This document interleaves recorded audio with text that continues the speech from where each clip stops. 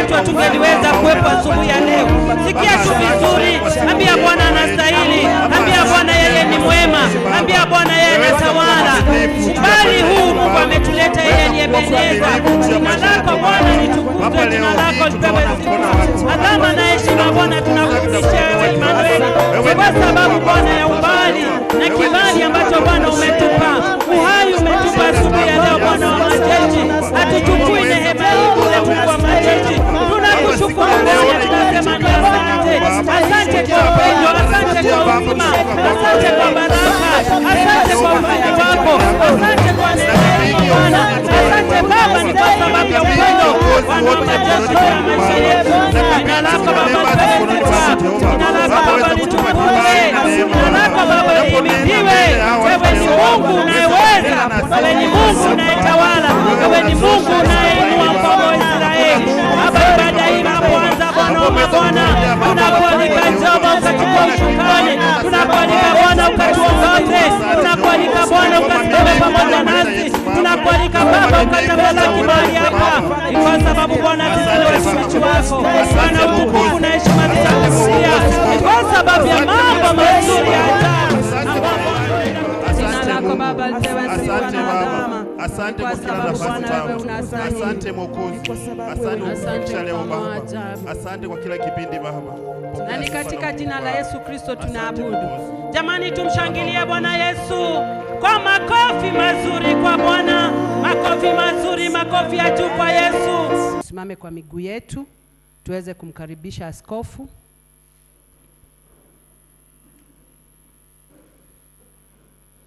Tafadhali tusimame kwa miguu yetu tumkaribishe askofu aweze kulileta neno la Bwana. Neno limeandaliwa, hako mahali hapa kwa sababu yetu, na ninajua siku hii ya leo haitapita bure. Tutatoka mahali hapa tukiwa tumebarikiwa. Bwana Yesu asifiwe. Tuinue mikono yetu kwa Bwana, tumshangilie Bwana Yesu kwa makofi mazuri. Makofi mazuri kwa Bwana Yesu. Makofi mazuri kwa Yesu. Karibu sana askofu. Karibu. Amen. So nafurahi kwa sababu ya kuwa na nafasi hii. Ninataka kuzungumza mambo machache. Pengine unaweza kuita mahubiri, lakini ningetaka niite mashauri, kwa sababu ndio watu wafaulu katika ndoto zao au katika mission walionayo. Wanahitaji mwelekeo, wanahitaji guideline, wanahitaji motivation ili kuweza kufika mahali ambapo tunaenda. Na kwa sababu tuko hapa na neno la Bwana itatuelekeza, tutaweza kuzungumza why you need people. Kwa nini unahitaji watu? Why you need people. Kwa hivyo katika mazungumzo yangu nitakuwa nikikuelekeza ya kwamba ni kwa nini unahitaji watu kwenye maisha yako. Kitabu cha Zaburi 133 mstari wa kwanza peke yake inasema, tazama jinsi ilivyo vyema na kupendeza ndugu wakae pamoja kwa umoja. You can confirm that from the Bible.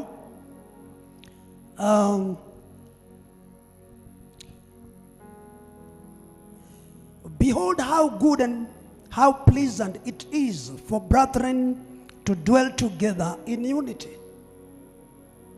Tunakuwa katika ushirika kwa sababu tunahitajiana kila moja na ule mwingine. Na Bible inaeleza kwa maandiko mengi tu umuhimu ya kuwa na umoja. Na kwa sababu sina muda mwingi nitakupatia tu hiyo mistari, unaweza ukaandika kwa your own reference at your own time. Kwenye kitabu cha Warumi mlango wa 15 mstari wa 5, Romans chapter 15 verse 5, may the God of endurance and encouragement grant you to live in such harmony with one another in accord with Christ Jesus. Nataja hayo kwa sababu najua wengi wetu kuna Bible pale kwa simu. Wagapo wananifuata kwa simu, kwa nasoma hiyo mistari kwa Biblia yako. It's very important, kwa sababu sitakuwa na muda wa kusoma kila scripture.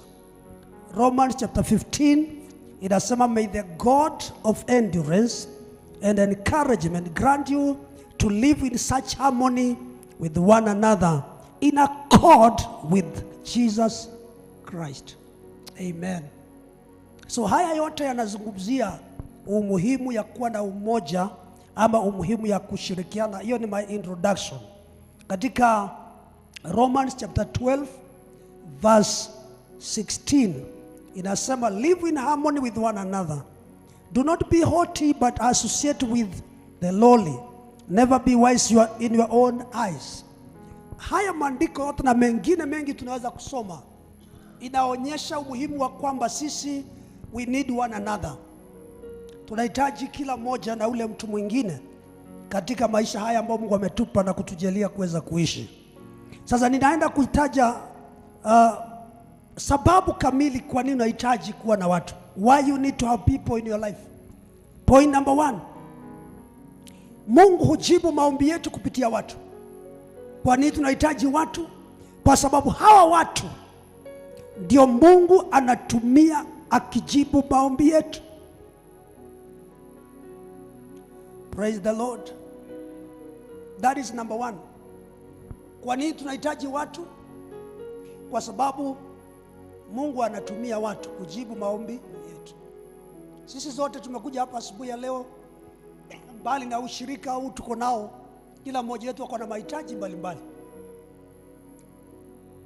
Una kitu unataka Mungu afanye. But how do you expect God to answer your prayer? God will answer prayer through people. Amen. Wana wa Israeli wakamulilia Mungu wakasema, Mungu tuhurumie, tunateseka. Imeandikwa katika Biblia, ukisoma Zaburi ya 106 mstari wa Zaburi 107 mstari wa 6, inasema they cried out to the Lord. You can read the whole chapter, the whole verse. Lakini Exodus chapter 3 verse 9 and 10, wakati wana wa Israeli wamemulilia Mungu wakasema, Mungu tuokoe, tuko katika maumivu na mateso makali. Mstari wa 9 kwenda mstari wa 10, Mungu akaambia Musa, wana wa Israeli wamenililia, lakini wewe ndio ukawasaidie. You see, Mungu amesikia maombi, lakini Mungu hata kuja kushughulikia, atatuma mtu. So hiyo inakulazimisha kuheshimu watu na kupenda watu. Miujiza mingi ambayo tunataka kwa hii maisha iko na watu. Praise the Lord. And now the cry of the Israelites has reached me, and I've seen the way the Egyptians are oppressing them. So now go, I'm sending you to Pharaoh to bring my people, the Israelites, out of Egypt. Wakati tunapoomba Mungu kwa sababu ya mahitaji mbalimbali, tunaweza kutarajia kwamba Mungu atajibu maombi yetu, lakini mara nyingi sana Mungu atajibu maombi yetu kupitia watu. So after you pray, connect with people. Ukishaomba Mungu naomba ubariki biashara yangu, Mungu hatakuja kununua kwa duka yako chochote. Atatuma wateja ambao ni binadamu. Unataka nafasi ya kazi na unaambia Mungu, saidia watu wangu wapate kazi. Mungu hana kazi yoyote hapa Kenya, hana kampuni, hana ofisi ya serikali. So after God hears your prayer, He will connect you to somebody who will answer your prayer. That's why Bible inatoa mfano mzuri sana, wakati ule mtu ambaye alikuwa anatoka wapi? Alikuwa anatoka Israel, alikuwa anatoka Jerusalem akienda Jericho. Mnajua hiyo story. Ule mtu ambaye alianguka katika mikono ya wanyang'anyi, akapigwa, akaumia. Wale watu waliopita pale walikuwa watu wa kanisa. Kulikuwa na kuhani na Mlawi. They did not bother about that man. Wao walikuwa na kumtumikia Mungu, lakini wameacha mtu mwenye mahitaji. Na hapa Bible inapongeza ule Msamaria, hata kama hakuwa mtu wa church, kwa sababu yeye aliguzwa na shida ya ule mtu na akamshughulikia.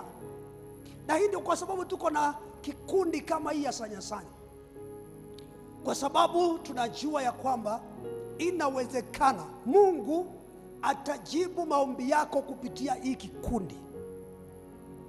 Sema amen. Especially kikundi kama hiki na vikundi nyingi kama hizi zinatengenezwa ili kusaidiana wakati wa shida. na unakuta kwamba yule mtu anakaa na watu vizuri, ana value watu. Ikifika wakati wa mahitaji, wale watu watajitokeza kwa wingi kusimama na yeye. So as much as we need God, we need people in our life. Utajiri wetu wa kwanza ni watu. Praise the Lord. So mtu mmoja alinipatia mfano akasema, watu wawili walikuwa katika maombi mlimani, na mmoja kati ya wale alikuwa na hitaji ya kipesa, na hakutaka pesa mingi, by then alitaka tu shilingi 200. Na huyu mwenzake akawa anasikiliza mwenzake akiomba, anasema, Bwana unikumbuke, unifungulie mlango nipate shilingi 200. Na huyu jamaa wa pili alikuwa anaomba Mungu, anataka mambo makubwa ifanyike. So aliposikiliza huyu akajua huyu anataka shilingi 200, alimwambia, my friend, amen, amen, amen, maombi yako imejibiwa. Akatoa 200 akampatia, akamwambia, wewe enda nyumbani. Wacha mimi nibaki na Mungu kwa vitu serious. Kuna vitu ambao Mungu tu ndiye anaweza fanya, vitu serious kama uponyaji, vitu serious kama kibali. Kuna vitu ambazo Mungu anadili nazo directly, lakini vitu minor things Mungu amefanya, amedevolve, amepeana kwa watu. Kuna majibu ya maombi yako niko nayo, ingine iko na huyu brother.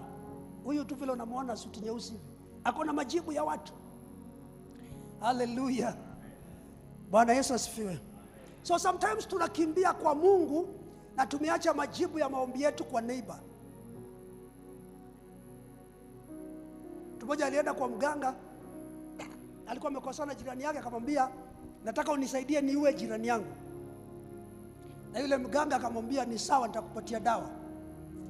Lakini akamwambia, kabla nikupatie dawa, uende ukatengeneze. Zamani kulikuwa na ile store, ilikuwa inatengenezwa sana huku Western, inashonwa ikiwa chini, alafu baadaye inainuliwa inapandishwa. So akamwambia, enda utengeneze hiyo store kidogo, ukimaliza tu kuitengeneza ukuje nikupatie dawa. So huyu jamaa kaenda akatengeneza hiyo store, alafu akamaliza kujenga, akakimbia, akaenda akamwambia mganga, sasa nipatie dawa. So ule mganga akamuuliza, umejenga hiyo kitu vizuri? Yes. Umefunika? Akasema nimefunika. Akamuuliza, mlibeba na nani hiyo kitu kuweka hapo juu? Akataja huyo jirani. Akamwambia, wewe ni mjinga sana, nikiwa huyo mtu nani atakusaidia kesho ukiwa na mahitaji? So hata shetani anajua ya kwamba you need people in your life. Huwezi fanya mambo peke yako. Jambo la pili, kwa sababu ya wakati, ya kwanza nimesemaje? Kwa nini unahitaji watu? Mungu anatumia watu kujibu maombi yako. So salimiaga watu, julia watu hali, hapo ndio kuna miujiza yako. So number 2, you do not have everything. Hauwezi ukakuwa na kila kitu, kwa hivyo mpaka utahitaji watu. Tunaelewana? Wacha tuangalie Bible inasemaje. Romans chapter 12 verse 6 to 12. Okay, kwa kifupi nasema, God has given to us different abilities so that we can complement one another. You can read it from your Bible hata ukiwa nyumbani. Mungu amepeana karama mbalimbali kwa watu tofauti. Kuna kitu yenye hauna na Mungu ameweka kwa jirani yako. Sema amen. So kwa hivyo lazima utamhitaji. Tukienda kwa huyu brother kwa nyumba yake, huyu ni rafiki yangu sana, tukienda kwake kuna kitu hana. Anaweza kuwa hata hana shoka, na si dhambi. Mungu hawezi mruhusu akuwe na kila kitu, kwa sababu akiwa na kila kitu hatahitaji huyu. So hata anakosa kitu fulani ndio aende kwa mwingine. So we need each other because we are not complete without other people. Tunapenda Mungu atubariki, ni kweli. Lakini ukiwa umebarikiwa utahitaji watu ndio usustain baraka zako. Jina la Bwana libarikiwe. Zamani mimi nilikuwa naamini kwamba mtu kama haendi church on Sunday ni mtu mbaya sana.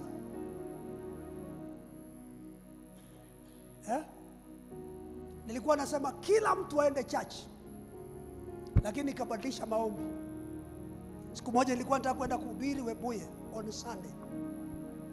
So nikaenda barabarani na jamaa mmoja alikuwa anaendesha gari ndogo, nikamsimamisha akanibeba. So nikiwa ndani ya hiyo gari nikabadilisha maombi. So nikajiuliza, kama huyu pia angekuwa kanisani, nani angenipeleka Webuye? Nimewahi kuwa na shida on Sunday. Baiskeli yangu imeharibika. Maombi yako inasema nini? Bwana nisaidie vile hii baiskeli yangu itaundwa. Itaundwa na Mungu. Inahitaji mtu mwenye yako kanisani ama garage. So sometimes kuna maombi tunaomba yenye hatuelewi vizuri. Everybody is important. Bible inasema ati Mungu ameruhusu hata mabaya kwa wakati wake. Hallelujah. So na kwa sababu hatuna kila kitu, that's why tunahitajiana. Ukitaka kuuza unahitaji mteja. Ukitaka kwenda kusafiri unahitaji mtu akubebe. Ukihitaji kwenda ng'ambo unahitaji ndege. So kila mtu anapewa kitu na ananyimwa kitu kingine, so that you need each other kwa njia tofauti. Bwana asifiwe sana. Kuna watu wanaonekana very strong kwa hii dunia, very strong, lakini hata kama wako strong hawawezi kila kitu. Kuna kitu wanahitaji kusaidiwa. Unaona hii wanaume tuko nao hapa kwa hii nyumba, majority, si wote lakini majority, hata kuosha sufuria, akijua ataosha sufuria jioni na anaamua kwenda kula kwa hoteli. Ana shida nyingine, anaweza fanya kila kitu, hata anaweza pika, lakini kuosha sufuria, sema hiyo. Sasa bibi akienda nyumbani, hata kama atamaliza wiki, atakuta vitu imepakiwa ya kutoka Monday mpaka Friday. Na huyu mtu ni ndugu mzuri tu kwa barabara huku, ndio kusema kelele yako juu, lakini sufuria hawezani naye. So that's why you need each other. Hallelujah. Number 3, because sitaki kuchukua muda mrefu. Kwa nini unahitaji watu? Because you are not permanent. You are not, so you need people.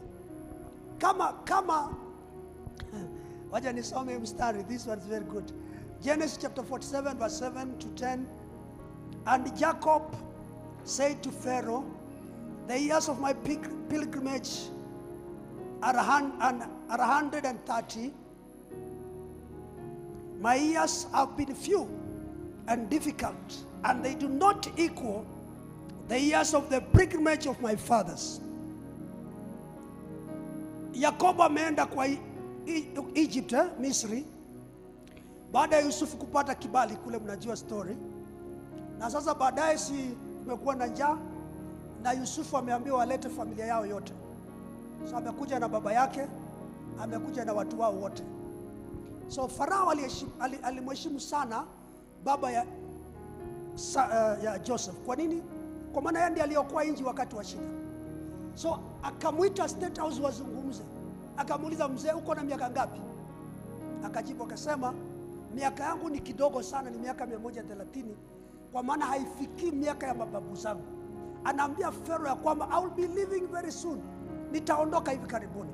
So kama unajua utaondoka, lazima utahitaji watu, because ukiondoka maisha itaendelea. Bwana asifiwe. Life will continue. Nchi hii ya Kenya tumekuwa na watu very powerful.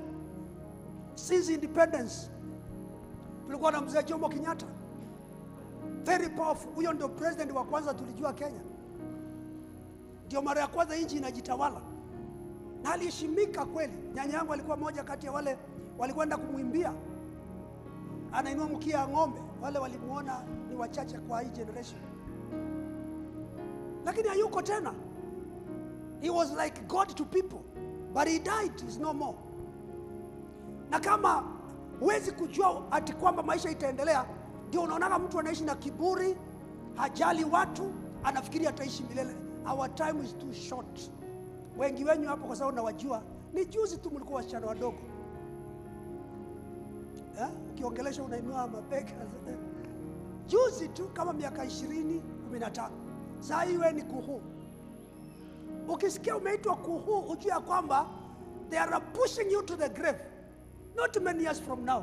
50 years from today, my friend, hautakuwa. Uko na miaka ngapi? Si uko na over 50. Miaka zaidi ya 50 unataka kufanya nini kwa dunia? si wengi watakuwa hawako, lakini dunia si itaendelea. Hii church si itakuwa. This church is more permanent than I am. I'll leave this church to another generation. So I need people, because maisha itaendelea. Lazima kuinuke watu powerful kunishinda. Generation ambao tunaenda inataka watu wana ujuzi na maarifa kushinda wale waliokuweko. So unapoishi una watu wako, wafanye wawe bora kuliko wewe. Promote them, wapatie nafasi. Hallelujah. So because we are not permanent, that's why tuna work very hard. Wengine wenu hapa mimi najua mko na pesa ya kutosha. Hata ukikaa peke yako unaweza kula tu mpaka Yesu arudi. Lakini kwa nini unahitaji sanya?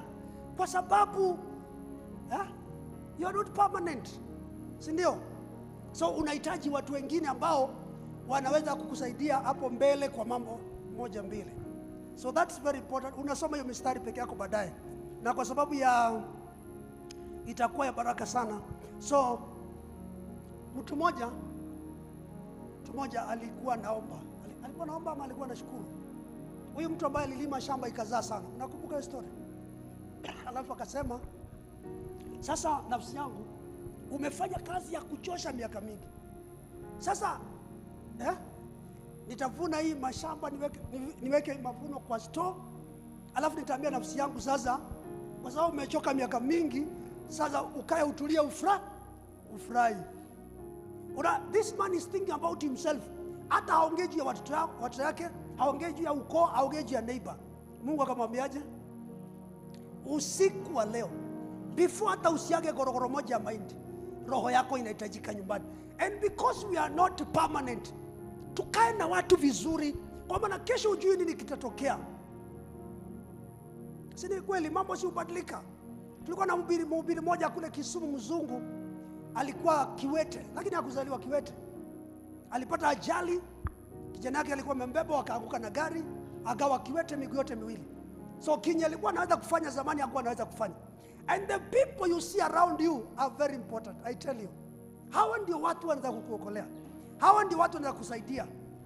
Kwa hivyo, because we are not permanent, tukae na watu na tutahitaji watu in our lives, in our everyday life. So learn to trust people. Amini watu. Hati kazi yangu lazima mimi mwenyewe nikue. Uongo. Bibi yangu hawezi simamia hii kazi yangu. Remember, you're not permanent. Amini watu. Amini watu wako, amini jirani zako, amini kila mtu. So maisha hii si marefu sana. Hallelujah. Unaona vile Biblia inasema katika 1 Corinthians chapter 3 verse 6 to 8 inasema, I planted the seed, Apollos watered it, but God has been making it to grow. Mtume anasema mimi nilipanda, Apollo akaweka maji na mtu mwingine afanya. So hata ile unaona ile shamba unakaa saa hizi ni mtu alishughulikia ipatikane. Wengine watu tumenunua nyumba ilishajengwa, somebody build it. Sasa wewe una gari yenye unaendesha, kuna mtu alinunua, wewe huku import gari ngambo, mtu mwingine aliimport, sasa wewe unaendesha. Si ndio? Unanunua unajenga nyumba, lakini mtu mwingine ndiye ataishi kwa nyumba. So because Mungu amefanya maisha ionekane kwamba it's just like a story. Alikuweko, akakuwa, akaondoka na mambo yanaisha. So finally my friends, ningetaka tukae mpaka jioni, lakini tulichelewa kuanza. Jambo la mwisho, why do you need people? Because you can't bury yourself. Huwezi ukajizika. Ama utakufa. Unajua nimeruka point moja. Kuna mtu wasanyasanya hata kufa. Kwa sababu sasa kama kuna hata kufa, hii point haitakani. Kuna mtu hapa hata kufa? Hakuna. So now, ukikufa, what will happen? You will need people to bury you. Sikiliza, hii tutasoma. Hata kama hatukusoma maandiko mengine. Wale viongozi mnisomee Bible, nyinyi mko na Bible. Mnisomee. Ecclesiastic chapter 12 verse 13. Kitabu cha Mhubiri mlango wa 11, Ecclesiastes chapter 6 verse 3. Mhubiri 6:3. Ama mtu mwingine mwenye amepata?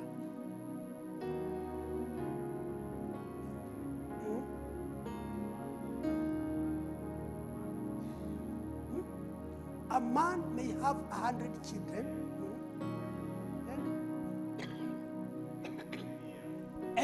many years. Ngoja kidogo, sikiliza, tuko pamoja. A man may have 100 children and live many years. Yet no matter, iko pale kwa screen, no matter how long he lives, sema, if he cannot enjoy his prosperity and does not receive proper burial, yes, anasema, I say that a stillborn child is better off than he. Waluya, mnahitaji ile mtoto amezaliwa kabla wakati, mnaenda matanga hiyo kitu, ile mimba imetoka inaendelea kwa matanga, inaitwaje? Hachenge Lucia, ndio inaitwa stillborn.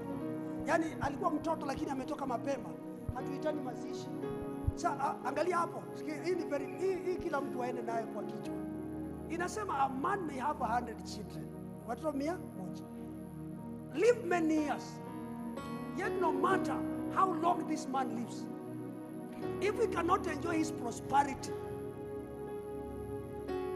and does not receive proper burial, I say that a stillborn child is better off than he.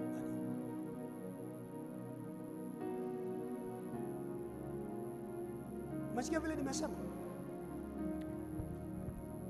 if you don't enjoy your prosperity, watu wengine hapa mimi najua mko Mungu amewabariki sana, lakini hamwezi kula vizuri. Hamkuli vizuri kwa sababu mtaki kuishi. Naelewa? Hutaki kununua nyama na unasingizia daktari alikataza na ni pesa unachunga isiishi. Unaweza kununua gari lakini unataka kununua gari kwa sababu unaona utafilisika. Huwezi chukua bibi yako muende Mombasa upande SGR, juu pesa itaisha. Huwezi enda saloon ya shilingi 3,000 juu unaona pesa zitaisha. Huwezi nunua nguo ya bei ya shilingi 6,000 juu unaona pesa zitaisha. Angalia hapo mahali nimekusomea, usiniangalie. Niko nakusaidia. Huwezi nunulia watoto wako vitu ya maana sababu ati unachunga maisha. Bible imesema hata ukiishi miaka mingi na uko na watoto 100 and you don't enjoy your prosperity, by the way, inaumiza sana. Nimewahi kuta mzee mwingine town, ako na magari kwa barabara, saa ya lunch amenunua soda ya Coca-Cola na nusu mkate mbele ya watu, na mwingine anaenda kunywa supu uko chini ama uji, na mwingine ananunua mandizi anakula kwa gari, atakula pesa ya gari itaisha. Akitaka kwenda kinyozi, anaenda kinyozi kwa kamiti fulani mahali, juu pesa itaisha. Yeah? Ati ni economy. Let me tell you something. Bwana asifiwe. Bible inasema kama huwezi enjoy your prosperity, huwezi enjoy, huwezi nunua suti ya mikali, huwezi vaa vizuri, huwezi endesha gari, huwezi jenga nyumba ya maana. Unakuta mtu anakaa nyumba haina tiles, nyumba si mzuri, lakini huku nje anatustua sana, vitu wako naye sawa sawa, lakini penye analala kitanda nili alinunua 2,000 wakati wa COVID. Yani maisha ni kung'ang'ana, and yet you are blessed. Jamani sikiliza, it is very bad kila mtu aishi kwa ile standard Mungu amemfikisha. Siku yenye ulikuwa mbaya tulielewa, hata kama ulikunywa uji bila sukari it was okay. Hata kama ulikuwa unatembea kwa miguu ilikuwa sawa, hata miguu yenyewe ilikuwa imepasuka ya kushikilia usikwame. Lakini wakati Mungu amekuinua, toka kwa vitu za chini, songa penye Mungu amekuweka. Hello. Kama una uwezo ya kupeana watu vitu, pia watu vitu. Kama namna gani? Kama una uwezo, kama vile tumekutana leo, si leo peke yake, hata siku nyingine. Unaambia chairman, hiyo kikundi tukikuta next, nitanulia kila mtu soda 2. Sasa ndio unaona watu wengine wakikufa hatuna story ya kuongea. Juu tutaongea gani? Kama mnaimba salamu peke yake itatusaidia nini? Hata wakora si wanatusaidia. So lazima tufike kiwango ambayo we understand that we need people who will bury us. Naonaga wakati mwingine tumeenda kuzika, kwa sababu mimi nazikaga watu. Unaita watu wa kubeba mwili, hakuna watu wa kubeba mwili. Na nilijua kitu kingine, Chema, kama uliishi maisha imekoyana, hata mazishi yako inakoyana. Kama ulikuwa confused person, hata matanga yako inakuwa confused.